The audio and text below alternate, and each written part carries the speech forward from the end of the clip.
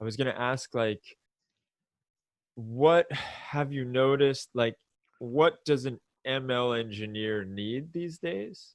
And is it like company specific? Is it, okay, well, if this company's working with Spark, then they want Spark, or is there certain things that ML engineers kind of need to have generalizations?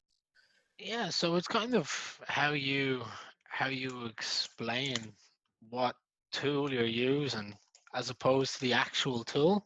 I mean, there's one thing if um someone just write Python programming, that's one thing. Yeah. But I mean, if they're actually hiring in Java and you just write Python programming, it doesn't matter.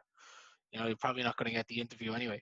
Uh-huh. If you write an example of what you're doing and how you're building Python packets, how you're building data pipelines using Python, and the value or the depth of experience that you actually have with Python, they'll probably still consider you Ah, as well.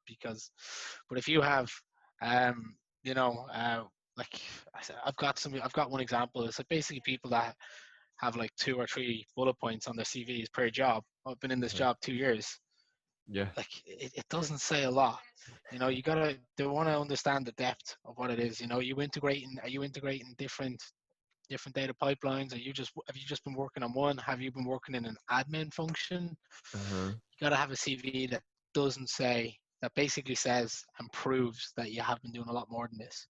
Other Okay, than nice. that, they're just going to flick to the next CV. And if the next CV doesn't have it, they'll flick to the next one. Yeah. And they'll just keep flicking through them until they see the CVs that say, oh, I'm a competent Python programmer. I've built the following data pipelines that are producing this much value for the business that are, whatever it will be, Oh, whatever it will that's be. awesome. Yeah, So, that's so great. And then that's what you need to be. That's what you need to be writing.